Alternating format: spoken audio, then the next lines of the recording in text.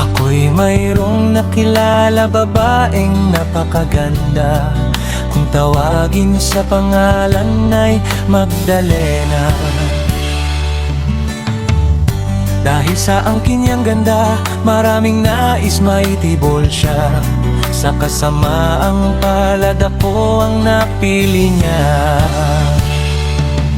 At ako ay kanyang nilapitan, tumabi siya ako'y kinindatan. Idinikit ako'y binulungan, ako daw kanyang nagustuhan.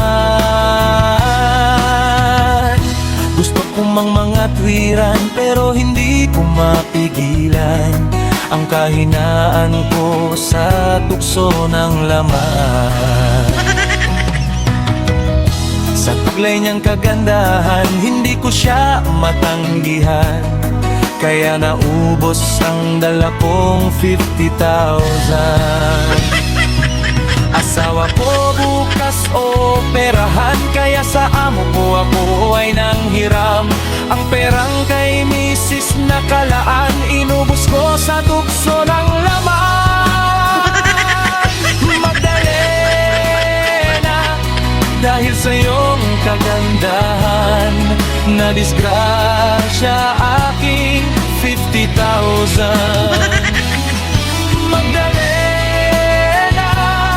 Asawa ko'y natuluyan dahil hindi siya naoperahan.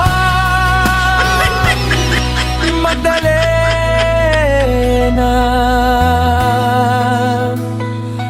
boyset ka.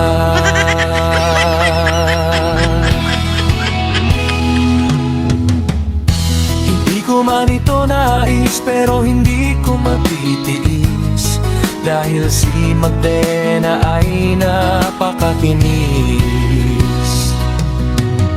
Habang nagpapaligaya ako sa piling ni Magdalena, ang misis ko sa ospital naghihingalo na. Wala na ang mahal kong asawa, pumanaw na pagkat ako'y tanga.